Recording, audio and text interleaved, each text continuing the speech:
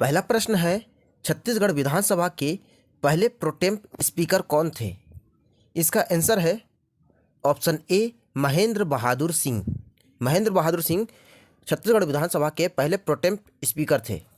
नंद कुमार सहाय ये पहले नेता प्रतिपक्ष थे छत्तीसगढ़ के।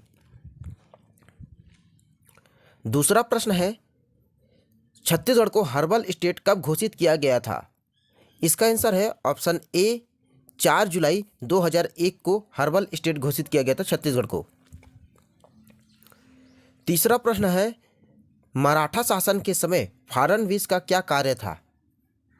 तो इसका आंसर होगा ऑप्शन सी आय व्यय का हिसाब। आय व्यय का हिसाब रखता था फडणवीस। चौथा प्रश्न है, 1830 में अंग्रेजों ने छत्तीसगढ़ का शासन किसे सौंपा था? तो इसका आंसर है ऑप्शन डी रघु जी भोसले को। पांचवा प्रश्न, इस राज्य में प्राचीन काल में कौन सा राज्यवंश सर्वप्रथम था? तो छत्तीसगढ़ का सबसे पहला राजवंश था राजऋषि तुल्यकुल्य वंश। राजऋषि तुल्यकुल्य वंश, ऑप्शन बी इसका राइट आंसर है।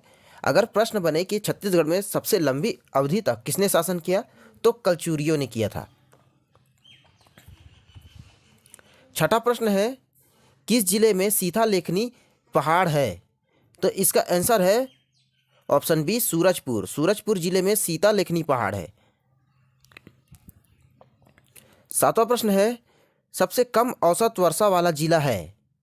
तो इसका आंसर जो होगा ऑप्शन ए कवर्धा। कवर्धा सबसे कम औसत वाला जिला है।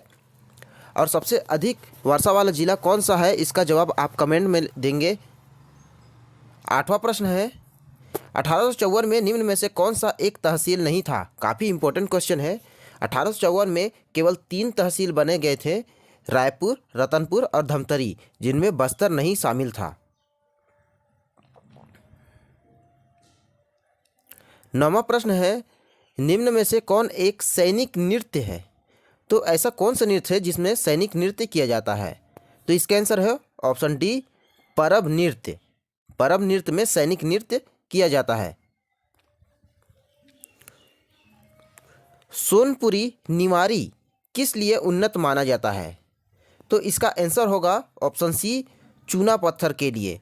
और चूना पत्थर के लिए जो जिला है वो कौन है? तो बलौदा बाजार, क्योंकि सोनपुरी और निवारी बलौदा बाजार में ही आते हैं।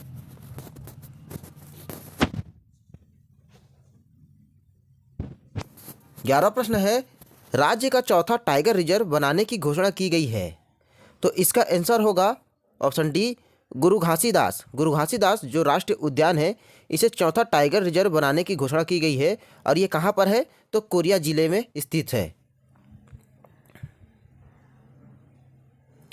12वां प्रश्न है, भारत छोड़ो आंदोलन के दौरान किस जिला कचहरी में आग लगा दिया गया था? तो इसका आंसर होगा ऑप्शन सी दुर्ग जिला कचहरी में। 28 अगस्त 1942 को भारत छोड़ो आंदोलन के दौरान रघुनंदन सिंगरौल ने दुर्ग जिला कचहरी पर आग लगा दिया था। काफ़ी इंपॉर्टेंट क्वेश्चन है। 13वां प्रश्न है, मड़वा महल का निर्माण किस वंश के शासकों ने करवाया था? तो इसका आंसर होगा फड़ी नागवंश के शासकों ने। फड़ी नागवंश के शासक रामचंद्र देव ने मड़वा महल का निर्माण कराया था। कौन सी जनजाति तपते लोहा से अपने रोग का इलाज करती है? तो इसका आंसर होगा भुंजिया जनजाति। भुंजिया जनजाति तपते लोहा से इलाज करती है। और भुंजिया जनजाति में जो रसोई घर होता है उसे लाल बंगला भी कहते हैं। ये काफ़ी इंपॉर्टेंट क्वेश्चन है। छत्तीसगढ़ स्वतंत्रता आंदोलन का अंतिम शहीद कौन है? अंतिम शहीद कौन है? तो इसका आंसर है ऑप्शन बी सुरेंद्र साय। सुरेंद्र साय स्वतंत्रता आंदोलन का अंतिम शहीद रहा। और प्रथम शहीद कौन था? तो शहीद वीर नारायण सिंह। 16वां प्रश्न है, आम वृक्ष की टहनी किस विद्रोह का प्रतीक चिन्ह है? तो आम वृक्ष की टहनी जो है मुड़िया विद्रोह का प्रतीक चिन्ह है। और मुड़िया विद्रोह कब हुआ था? तो 1876 में हुआ था। और इसके जो शासक रहे भैरम देव थे। 17वां प्रश्न है, निम्नलिखित में से कौन सी मिट्टी में जल धारण की क्षमता अधिक होती है? तो किस में होती है? काली मिट्टी में। काली मिट्टी में जल धारण की क्षमता अधिक होती है और इसे कपास के लिए उपयुक्त माना जाता है। किसके उत्पादन में छत्तीसगढ़ राज्य का प्रथम स्थान है? तो इसका आंसर होगा टीन के उत्पादन। टीन के उत्पादन में छत्तीसगढ़ का प्रथम स्थान है।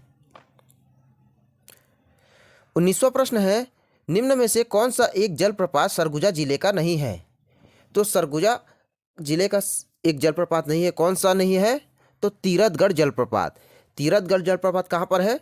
तो बस्तर संभाग में बीजापुर में है। बाकी पवई जलप्रपात, रक्सकंडा जलप्रपात और सरभंजा जलप्रपात ये सभी सरगुजा जिले में स्थित है।